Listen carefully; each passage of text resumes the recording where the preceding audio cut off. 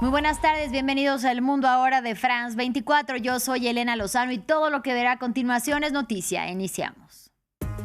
Perú elegirá esta tarde un nuevo presidente, quien será elegido entre los 4 candidatos presentados tras la destitución por censura del mandatario interino José Gerí. Se convertirá en el 9º líder de Perú en la última década y el 8º desde que inició la crisis política a finales del 2016.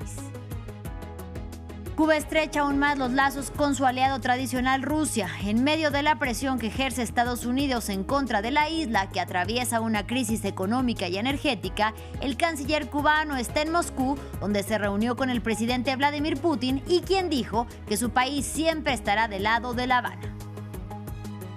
Como difíciles fueron calificadas por Rusia y por Ucrania las negociaciones trilaterales que se desarrollaron con Estados Unidos en Ginebra. Moscú afirmó que pese a las dificultades fueron sustanciales y Kiev dijo que hubo avances, mientras que Washington habló de avances significativos. Habrán nuevos encuentros, aunque no se sabe ni día ni lugar.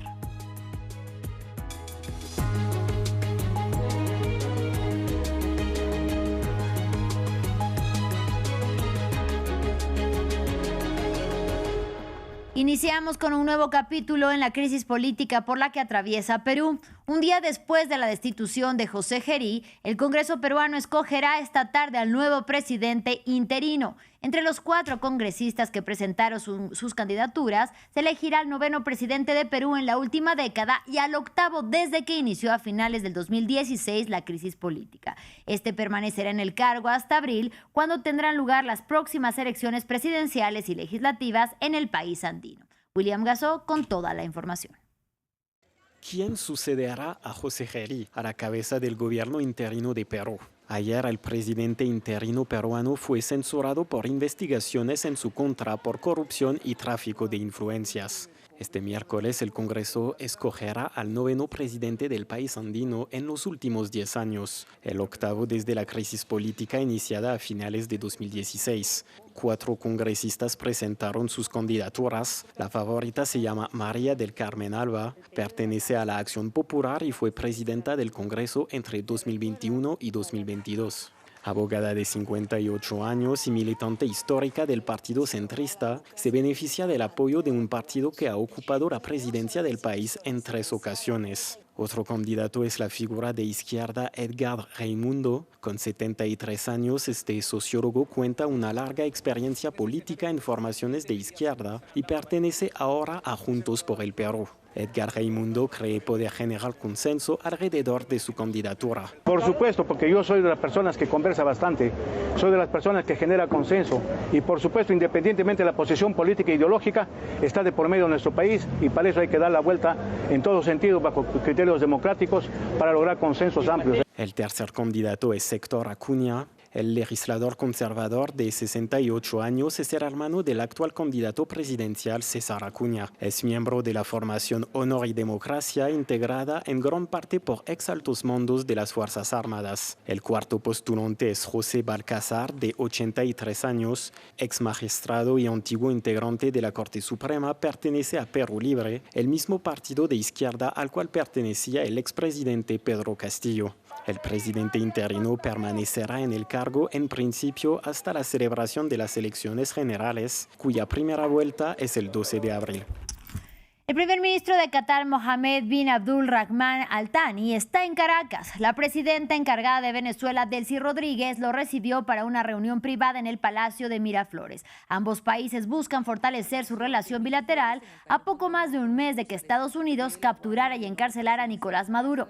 Recordemos que Doha ya había reiterado su disposición a acompañar a Venezuela en la normalización de la relación entre el gobierno de Venezuela y Washington y también ha mediado en el intercambio de presos entre ambos países.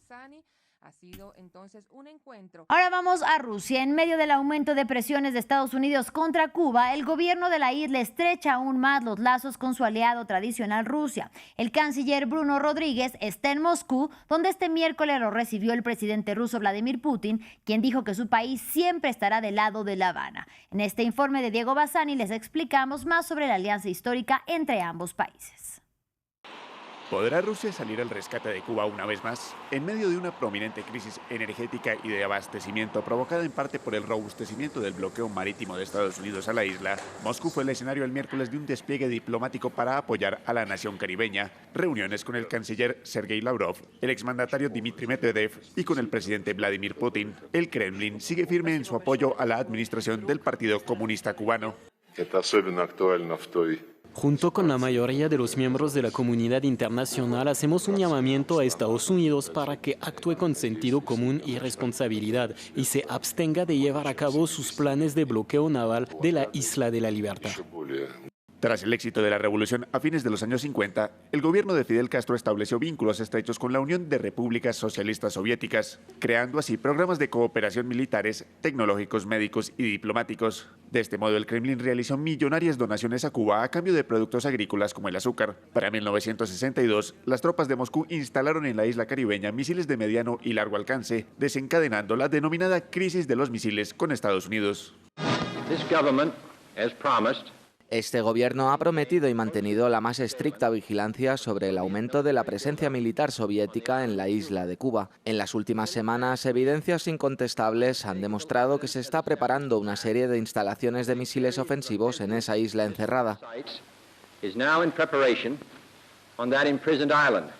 Una alianza estratégica que funcionó durante buena parte del siglo XX hasta la caída de la URSS en 1991, un derrumbe que agudizó los problemas económicos cubanos en la década de los 90. Sin embargo, con la llegada de Vladimir Putin al poder en el 2000, Moscú y La Habana fortalecieron nuevamente sus vínculos. Porque hay una gran voluntad por ambas partes de trabajar por el fortalecimiento de las relaciones y el desarrollo, todo el desarrollo posible de las relaciones económicas entre ambos países. Una asociación que ha perdurado en el tiempo. Según cifras oficiales de Rusia, en febrero de 2025 el gobierno Putin envió petróleo a Cuba por medio de un préstamo de $60 millones. Continuamos en Ginebra. Rusia y Ucrania calificaron de difíciles las negociaciones trilaterales que se desarrollaron con Estados Unidos en la capital suiza entre el martes y hoy miércoles. Moscú afirmó que pese a las dificultades de coincidir y sobre todo en asuntos militares, estas fueron sustanciales y Kiev dijo que hubo avances. Ambos países en guerra coincidieron en que habrán nuevos encuentros, aunque no se sabe todavía ni dónde ni cuándo. Por su parte, Washington habló también de avances significativos en las conversaciones con las que se busca una salida pacífica al conflicto que este mes cumple ya 4 años de haber iniciado. Ampliamos a continuación. Sin aparentes logros en las conversaciones para poner fin a la guerra de Ucrania, la delegación rusa abandonó el Hotel Intercontinental de Ginebra, pero según los ucranianos se han producido algunos progresos.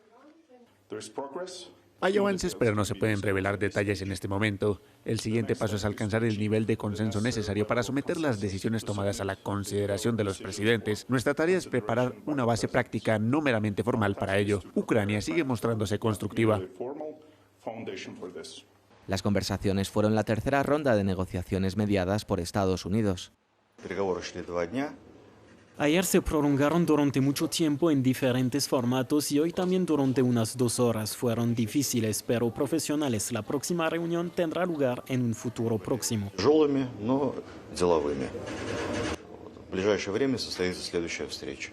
Hasta ahora el Kremlin no ha cedido en sus demandas territoriales. Rusia ocupa aproximadamente el 20% de Ucrania, incluidas grandes partes de la región de Donbass, que quiere que Kiev le entregue en su totalidad. Ucrania siempre ha rechazado esta exigencia, pero Zelensky afirma que ha habido avances, más en el frente militar que en el político. Mientras tanto, Donald Trump ha sugerido en repetidas ocasiones que corresponde a Ucrania y a su presidente garantizar el éxito de las conversaciones. Zelensky respondió diciendo que no es justo seguir pidiendo a Kiev que negocie un acuerdo. Aún no está claro cuál será el rumbo de las negociaciones tras esta ronda de diálogos, aunque Moscú asegura que habrá más. 9 Estados miembros de la Unión Europea contarán con el apoyo de Bruselas. Este miércoles el bloque de los 27 presentó una estrategia para apoyar así a los 9 países que comparten frontera con Rusia, Belarus y Ucrania. Se trata de Finlandia, Estonia, Letonia, Lituania, Polonia, Eslovaquia, Hungría, Rumanía y Bulgaria, quienes contarán con apoyos que van desde seguridad y energía hasta el desarrollo de infraestructuras. Para hablar sobre el tema, saludo con mucho gusto a Lucas Lorenzo Montero, quien es especialista en relaciones Relaciones Internacionales y Geopolítica, nacionalidad, politólogo y máster en Seguridad, Defensa y Geoestrategia. Bienvenido y gracias por la comunicación. Muchas gracias por la invitación. Puntualmente lo interesante de este tema es el hecho de que estamos pleno en lo que son las conferencias de Múnich. Por ende, de hecho, este tema no solo va a lo que es el plan de seguridad europeo para lo que es Europa del Este, se está viendo también en lo que es la conferencia de Múnich un comportamiento muy interesante de ver entre lo que es incluso la visión de Estados Unidos hacia Europa. Así es. Por ende, la verdad es que estamos ahora ante le están llamando un buen divorcio, pero Europa de Estados Unidos para lo que es la relación con Rusia está tomando su camino independientemente de Estados Unidos y de la OTAN. Y justamente en este contexto quisiéramos preguntarle a qué peligros se enfrentan actualmente los países que comparten frontera con Rusia, Belarus y también Ucrania, y si la guerra, según su análisis, ha marcado o no para estas naciones un antes y un después. Obviamente es un antes y un después. De hecho, los países, por sobre todo del Báltico, han tenido varios problemas con la Federación Rusa por el hecho de que existe Kaliningrado y tuvieron que permitir el paso de un tren de la Federación Rusa que abastece a Kaliningrado.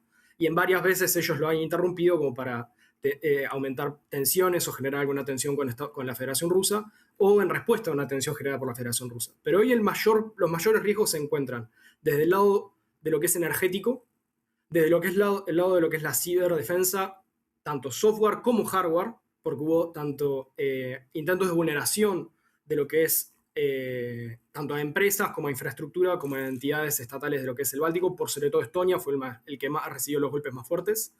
Pero también desde el punto de vista del hardware, por una serie de sabotajes a lo que es el cableado que se encuentra sumergido en el Mar del Norte, que de hecho se ha acusado de que son flotas vinculadas a petroleros rusos que casualmente tiran el ancla sobre los cables.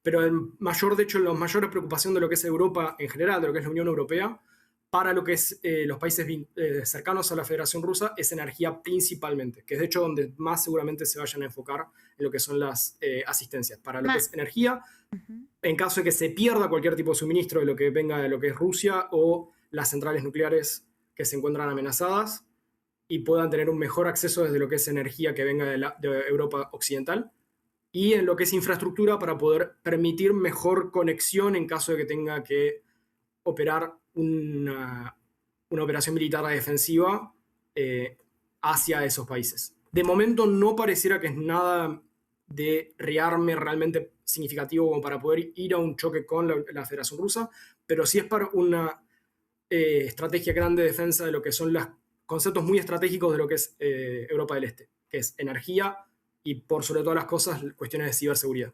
Maestro, y para entender lo que viene hacia adelante y ahora sí pasar al tema de la estrategia, primero quisiéramos que nos hablara. Este mes se cumplen 4 años desde que Rusia invadió Ucrania e inició la guerra de esa manera. ¿Cómo define el apoyo de este tiempo de la Unión Europea durante esos años a esas 9 naciones que colindan con los países en conflicto? De hecho, es probablemente uno puede hacer un paralelismo con la Ucrania. Ucrania hubo grandes discusiones de qué tan profunda debe ser el apoyo, ya que no es miembro, pero todos los miembros de la Unión Europea que han estado afectados, que se ven afectados incluso por la Federación Rusa o Belarus, incluso antes de lo que fue el conflicto, siempre fue en apoyo por sobre todas las cosas para evitar crisis energética y crisis de refugiados, que también hubo eso principalmente previo a lo que fue el estallido del conflicto. El problema está en las prioridades se establecen hoy en día en todo lo que son cuestiones de estrategia defensiva, no en carácter ofensivo. Ahora, ¿cuál es realmente la prioridad aquí? Es el hecho de permitir que la propia pertenencia a la OTAN y la pertenencia a la Unión Europea no deje de ser un elemento disuasorio a que el conflicto relativo Rusia-Ucrania no deje de ser Rusia-Ucrania, ya que hubo grandes problemas, por ejemplo, de lo que fueron intentos de drones rusos de ataque o de pequeños sabotajes o molestia de ir y violar espacio aéreo europeo y volvían. Todo ese tipo de precauciones de carácter más defensivo, sistemas antimisiles, antidrones, ahora es una gran prioridad y de hecho fue lo que más que nada en aumento desde el inicio de lo que fue el conflicto. Ahí está, pues le agradecemos muchísimo por su análisis. Esperamos en otra ocasión tener más tiempo para poder contar con usted. Mientras tanto, gracias al maestro Lucas Lorenzo Montero por estar con nosotros en France 24. Muchas gracias a ustedes. Y gracias también a ustedes por su compañía. Hasta la próxima.